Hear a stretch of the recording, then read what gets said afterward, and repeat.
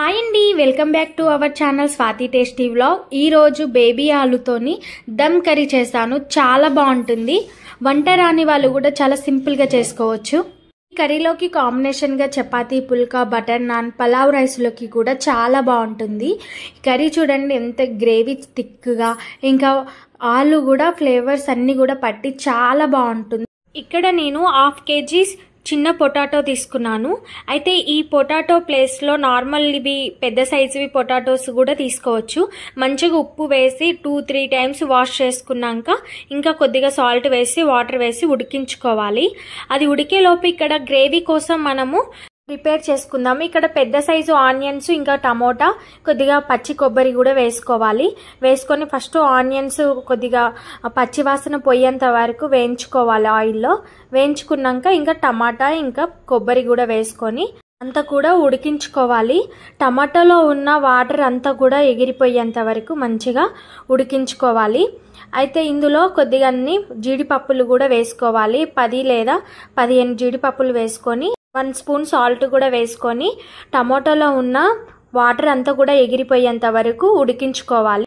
ఒక 5 మినిట్స్లో ఉడికిపోతుంది. ఇక్కడ మనకు పొటాటో కూడా ఉడికిపోయింది. ఇప్పుడు ఆ పొటాటోకున్న పొట్టంతా తీసి పక్కన పెట్టేసుకుందాం. ఇక్కడ చూడండి టమాటా కూడా పర్ఫెక్ట్గా ఉడికిపోయింది. ఇది వేడి చల్లారాక ఇంకా మిక్సీ జార్లో వేసుకొని మిక్సీ పట్టేసుకోవడమే. మెత్తటి పేస్ట్ లాగా చేసుకోవాలి. ఇలా మెత్తగా పట్టేసుకున్న పేస్ట్ని పక్కన పెట్టేసుకొని ఇప్పుడు మనము ఆలుగడ్డ పొట్టి తీసుకున్నాక ఇలా ఒక ఫోర్క్తోని అన్నీ కూడా ఇలా హోల్స్ లాగా పెట్టుకోవాలి. ఇప్పుడు వేరొక ప్యాన్లో 3 టేబుల్ స్పూన్ వరకు ఆయిల్ వేసుకొని అందులో ఆలుగడ్డ వేసుకొని వేయించుకోవాలి. పైన లేయర్ గోల్డెన్ కలర్ వచ్చేంత వరకు వేయించుకోవాలి. ఇది అంతా కూడా ఒక 10 మినిట్స్ అనేది టైం పట్టుతుంది ఇది అంతా గోల్డెన్ కలర్ రావడానికి. ఇక్కడ చూడండి ఈ విధంగా ఫ్రై అయినాక ఇప్పుడు ఇందులో మనము 1/2 స్పూన్ పసుపు, 1 టేబుల్ స్పూన్ కారము, ఇంకా తగినంత సాల్ట్ వేసుకొని 1 టేబుల్ స్పూన్ ధనియాల పౌడర్, 1/2 స్పూన్ గరం మసాలా వేసుకొని అంతా కూడా ఈవెన్గా కలుపుకోవాలి. ఇలా ఒక 5 మినిట్స్ పాటు కలుపుతూనే ఉండాలి. ఇలా అయితే మంచిగా లోపల వరకు కూడా మసాలా అంతా వెళ్ళి టేస్ట్ అనేది బాగుంటుంది. ఇప్పుడు ఈ స్టవ్ అన్నది ఆఫ్ చేసేసి వేరొక ప్యాన్ పెట్టుకొని అందులో 3 టేబుల్ స్పూన్ వరకు ఆయిల్ వేసుకోవాలి. ఆయిల్ హీట్ అవ్వగానే 1/2 స్పూన్ జీలకర్ర వేసుకొని కొద్దిగా బగారాకు కూడా వేసుకోవచ్చు. ఇంకా మీ దగ్గర ఏమైనా గరం మసాలాలు ఉంటే అవి కూడా వేసుకోవచ్చు. మీడియం సైజ్ ఆనియన్ కట్ చేసుకొని వేసుకోవాలి.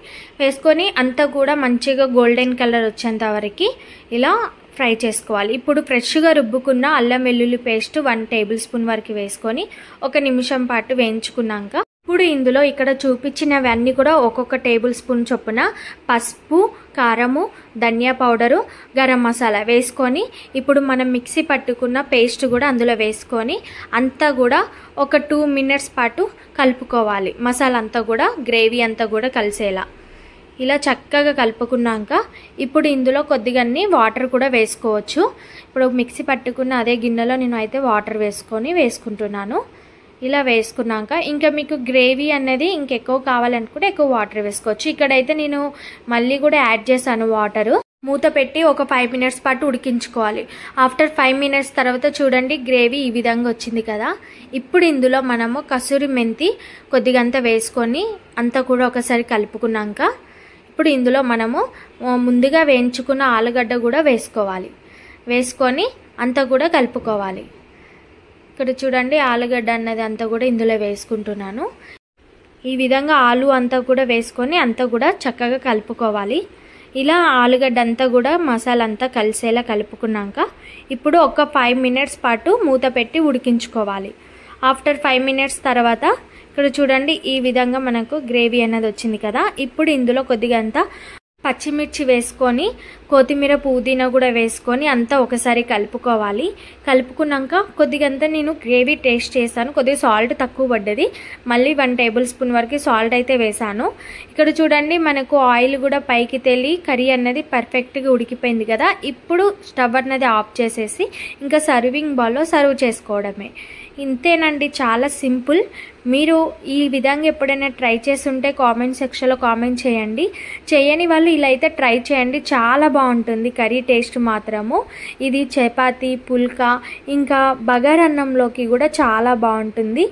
ఓకే అండి, ఇంకా మీకు ఎలాంటి రెసిపీస్ కావాలో కామెంట్ సెక్షన్లో కామెంట్ చేయండి. నేనైతే డెఫినెట్గా ట్రై చేస్తాను. ఇంకా మన ఛానల్ ఎవరైతే సబ్స్క్రైబ్ చేసుకోలేదో సబ్స్క్రైబ్ చేసుకొని ఒక లైక్ చేయండి. Until then bye.